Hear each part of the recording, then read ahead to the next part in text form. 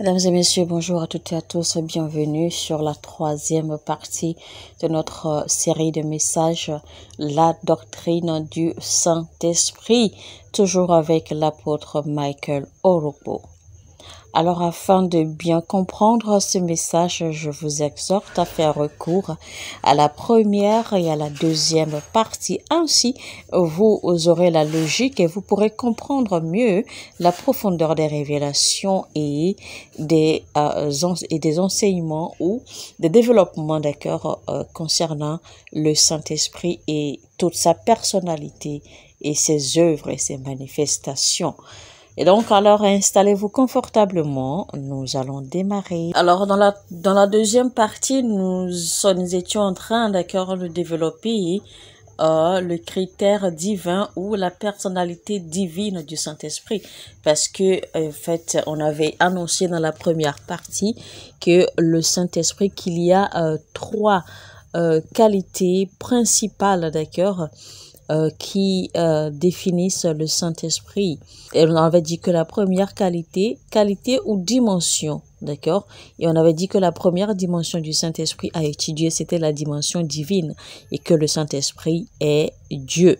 Et donc, c'est ce sur quoi nous sommes en train de travailler, c'est ce que nous sommes en train de développer. Et c'est là où on s'est arrêté, d'accord, dans la deuxième partie. Et on avait vu en fait que les critères divins, d'accord, du Saint-Esprit, en fait, sont rassemblés, d'accord, dans les qualités essentielles, les qualités morales, d'accord, et les divers offices de Dieu. Et que le Saint-Esprit, eh bien, possédait également les mêmes qualités essentielles, les mêmes qualités morales et que le Saint-Esprit occupait également les mêmes offices de Dieu. Et donc, on est en train de maintenant développer les diverses qualités, d'accord, qui sont la divinité, du fait que le Saint-Esprit est éternel. Dieu est éternel, le Saint-Esprit est éternel. Dieu est omnipotent, le Saint-Esprit est omnipotent. Dieu est omniscient, le Saint-Esprit est omniscient. Et donc, nous étions sur l'omniscience du Saint-Esprit. Alors, aujourd'hui, nous allons d'accord continuer dans notre message. Alors, l'autre qualité du Saint-Esprit, c'est que le Saint-Esprit est omniprésent. Le Saint-Esprit est omniprésent. Et on va lire Psaume 139, versets 7 à 10. Tout ce que nous développons, eh bien, c'est de montrer la qualité ou l'aspect divin du Saint-Esprit. D'accord? Et puisqu'on a dit que le Saint-Esprit possède les mêmes qualités essentielles de Dieu, et donc on est en train de détailler les diverses qualités essentielles de Dieu. Et maintenant, on est sur l'omniprésence. Dieu est omniprésent. Le Saint-Esprit est omniprésent. Et donc, Psaume 139, verset 7 à 10. Où irai-je loin de ton esprit? Et où fuirai-je loin de ta face? Si je monte aux cieux, tu y es. Si je me couche au séjour des morts, t'y voilà. Si je prends les ailes de l'aurore et que j'aille habiter à l'extrémité de la mer, là aussi ta main me conduira et ta droite me saisira. Vous voyez donc en fait que le Saint-Esprit est adressé ici, d'accord, comme l'Esprit de Dieu. Et évidemment, et l'Esprit de Dieu, c'est le Saint-Esprit. Donc, partout où Dieu est, il est là par son esprit. Dieu est présent par son esprit. Donc, son esprit est toujours présent. Donc, voilà son omniprésence. Dieu ne peut pas exister, il ne peut pas être sans son esprit. Et donc, son esprit est lui. Et il est son esprit. Et donc, il est omniscient, omniprésent et omnipotent. Lisons un peu rapidement Acte 5, versets 3 et 4.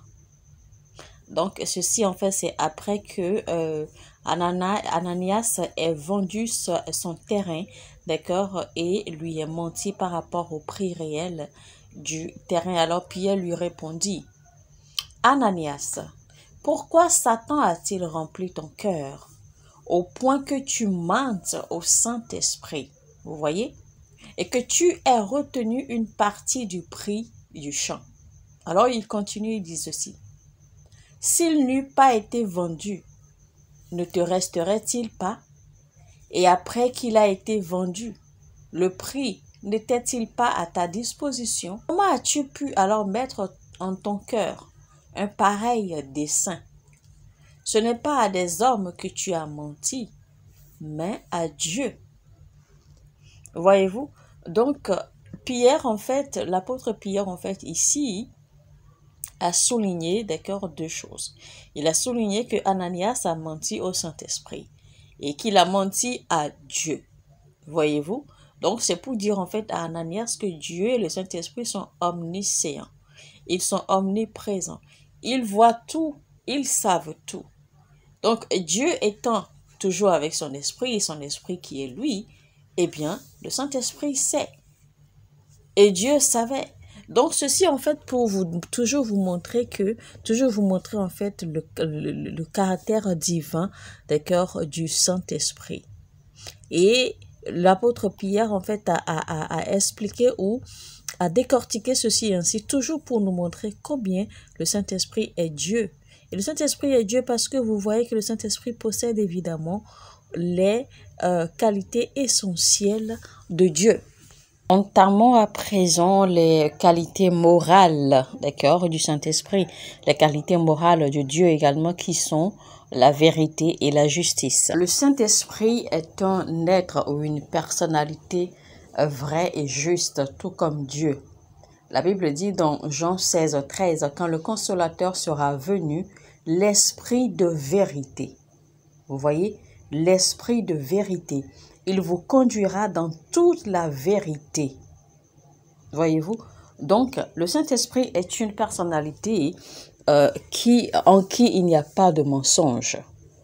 Tout comme en Dieu, il n'y a pas de mensonge. Le Saint-Esprit ne peut pas manipuler. Le Saint-Esprit ne peut pas mentir. Le Saint-Esprit ne peut pas décevoir. Tout comme Dieu ne peut décevoir et Dieu ne peut mentir.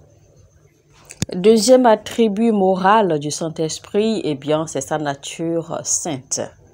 Vous voyez, d'ailleurs même, on l'appelle le Saint-Esprit, donc il est saint. C'est l'Esprit de Dieu et l'Esprit de Dieu ne peut que être saint. Donc l'Esprit de Dieu, il est saint. Il est saint, point final, c'est sa nature. Et qui concerne son Fils né de la postérité de David selon la chair, est déclaré Fils de Dieu avec puissance, selon l'Esprit de sainteté, par sa résurrection d'entre les morts. Donc vous allez voir tout le temps en fait que la Bible désigne clairement l'Esprit de Dieu comme étant l'Esprit de vérité et l'Esprit de la sainteté. Donc ce n'est même pas que l'Esprit de Dieu en fait possède la sainteté, mais l'Esprit de Dieu est saint. C'est pour ça qu'on l'appelle le Saint-Esprit. Donc ici, on peut marquer une différence entre l'Esprit de Dieu et nous. Parce que nous, par la rédemption, nous avons reçu la justice. Par la rédemption, nous avons reçu le Saint-Esprit. Alors que lui, il n'a pas reçu. Lui, il est l'Esprit Saint. Il est l'Esprit de vérité. Troisième attribut moral du Saint-Esprit, c'est l'amour. Dieu est amour, le Saint-Esprit est amour. Disons Romains 15, verset 30. Je vous exhorte, frères, par notre Seigneur Jésus-Christ et par l'amour de l'Esprit. Vous voyez?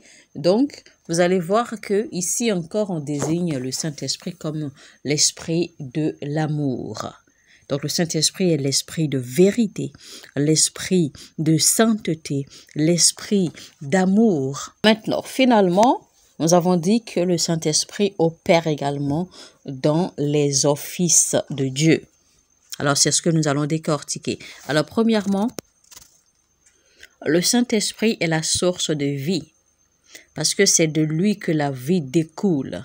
Quand on lit Romains 8, 2, en effet, la loi de l'Esprit de vie en Jésus-Christ m'a affranchi de la loi du péché et de la mort. Vous voyez donc à travers ce verset que l'Esprit de Dieu, le Saint-Esprit, est toujours désigné comme l'Esprit de la vie. Il est l'Esprit de la vie. Il est la source, il est l'Esprit qui est la source de vie. À part le fait que Dieu soit celui, d'accord, celui qui donne la vie, celui qui donne le souffle de vie, et son esprit, c'est son esprit. Donc, le Saint-Esprit est également source de vie. Maintenant, il y a également l'autre attribut, l'autre office de Dieu qui est la création. Eh bien, la Bible dit dans Genèse 1, 1, 2, 3 jusqu'en bas, eh bien, la Bible nous fait comprendre clairement, il est écrit qu'au commencement était la parole, etc., etc. Donc, en fait, Dieu a créé toutes choses de par son esprit. Donc, par ricochet, le Saint-Esprit aussi est créateur, d'accord? Parce que c'est par son esprit que Dieu a créé toutes choses. Donc, le Saint-Esprit aussi est créateur. Ouais, il est écrit clairement ici, la terre était, au commencement Dieu créa les cieux et la terre. La terre était informe et vide. Il y avait des ténèbres à la surface de l'abîme. Et l'Esprit de Dieu se mouvait au-dessus des eaux. Et Dieu dit que la lumière soit, et la lumière fut. Donc la première chose, le premier élément qui... Le premier élément qui s'est déplacé pour permettre la création des choses, eh bien, ça a été l'Esprit de Dieu, le Saint-Esprit.